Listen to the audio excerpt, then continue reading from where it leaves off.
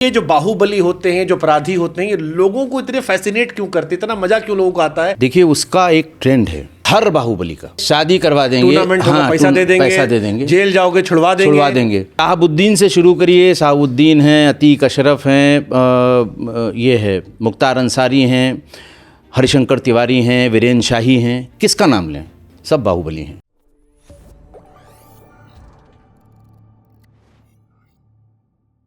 कि ये जो बाहुबली होते हैं, जो अपराधी होते हैं, ये लोगों को इतने फैसिनेट क्यों करते, इतना मजा क्यों लोगों को आता है कि इनको हीरो की तरह इन कहानियों को सुनते हैं? देखिए, इसके लिए आपको थोड़ा सा पीछे जाना होगा, 85 से 90 और 90 का पूरा दशक। इलेक्टोरल प्रोसेस हमारा पेपर बैलेट से होता था, और जब जब इलेक्शंस होते तब तक ये छपता था कि 50 बूथ वहाँ लूटे गए, 20 वहाँ लूटे गए, मतपत्र लूटे गए, फलाना हुआ। कोई तो करता होगा इसको।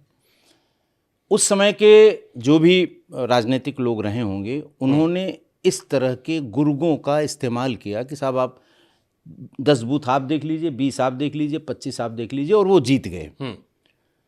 जीतने के बाद जिन लोगों ने जिताया, जिन लोगों ने बूथ कैप्चर किया, जिन लोगों ने बैलेट पेपर में पानी डाला, जिन लोगों ने बैलेट पेपर में स्याही डाली, जो लोग बैलेट बॉक्स ही उठा के ले गए, कुएं में डालाए, उनको लगा जब हम इनके लिए कर सकते हैं तो हम क्यों नहीं कर सकते ऐसा, और वो सब मैदान में आ गए।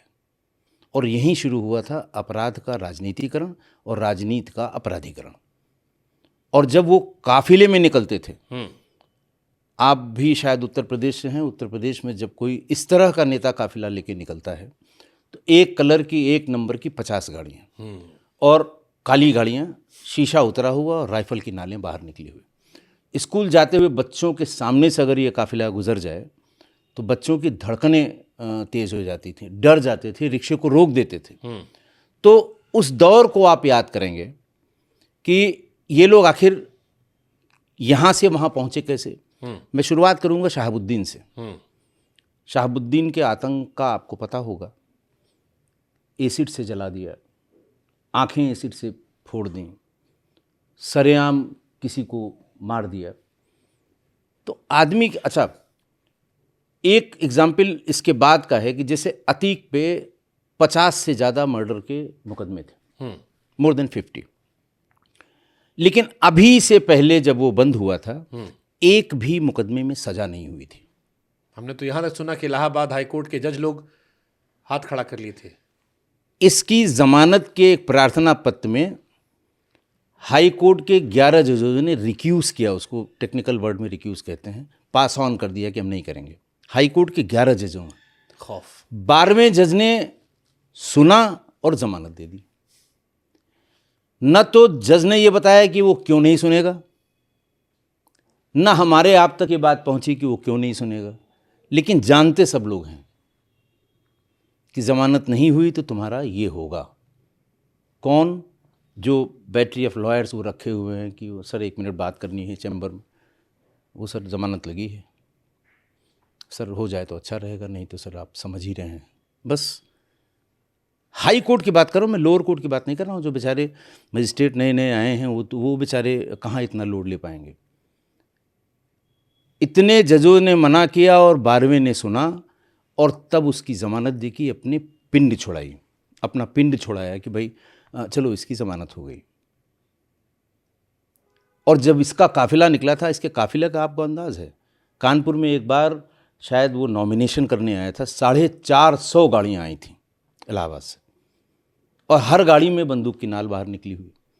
तो जो फेंस सिटर बच्चे हैं, जो यंगस्टर्स हैं, 12 साल, 15 साल, 20 साल, वो देख रहे हैं कि जब वो काफिला आ रहा है तो साइकिल वाला बेचारा खाई में गिरा जा रहा है, साइकिल छोड़ के भागा जा रहा है, मोटरसाइकिल वाला स्टैंड पे खड़ा करके पीछे हो जा रहा है।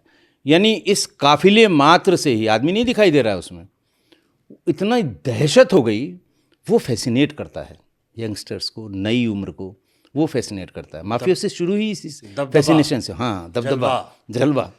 पुलिस अधिकारी को हड़का दिया। हाँ, जज साहब डर गए, भाग गए, और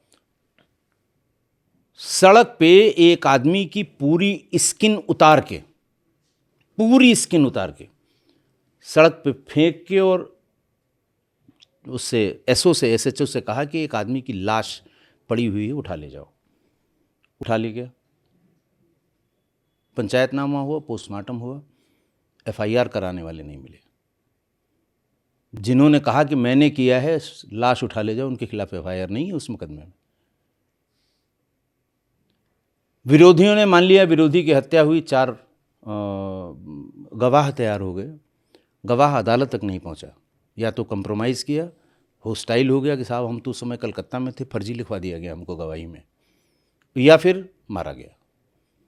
तो जब आप अपनी कॉन्स्टिट्यूंसी कह लें, अपने इलाके या अपने ज़िले के 10, 20, 50 लाख लोगों की जानकारी में ये है कि ये फलां आदमी ने चौराहे पे 20 गोलियां मारी उसे और वो मर गया, और अदालत में कुछ नहीं हुआ, तो फैसिनेट तो वही करेगा, रियल हीरो तो वही है, रॉबिन हुड तो वही है। और 4 लोग के भला कर देते हैं। हाँ, 4 लोगों का भला नहीं, भला क्या, देखिए उसका एक ट्रेंड है, गरीब की शादियों में पैसा देंगे, बहुत अच्छी बात है, इससे अच्छी बात कोई नहीं हो सकती। ये हर बाहुबली का है, हर बाहुबली का, आप किसी का देख लीजिए। ये वो जनता सुने जो इन बाहुबलियों को हीरो बनाती है। हाँ, कि गरीब की शादी में, ठीक है गरीब है बेचारा, वो बेटी की शादी नहीं कर पा रहा, बहुत अच्छा है, लेकिन एक गरीब की शादी की तो 1000 लोग वाह वाह करने वाले, अरे क्या बात है, सारे बाहुबली लाइन से। फिर कोई अगर जैसे कोरोना जैसी महामारी आ गई तो उन्होंने कहा साहब एक 3 दिन का खाना हमारी तरफ से बनेगा, हम खाना खिला देंगे। किसी का मकान बनवा दिया गया हो, ये मैंने आज तक नहीं सुना। आपने सुना हो, आप भी बहुत देश विदेश ढूंढे हो कि किसी का मकान बनवा दिया हो, जमीन पे कब्जा सुना, जमीन पे कब्जा सुना होगा आपने, लेकिन किसी को उसका मकान बनवा दिया गया, किसी बाहुबली ने नहीं किया। वो कहते हैं कि सांप को कभी पालना नहीं चाहिए। अभी हम आज इसको मकान बनवा देंगे, कल यही हमारे खिलाफ गवाही देगा।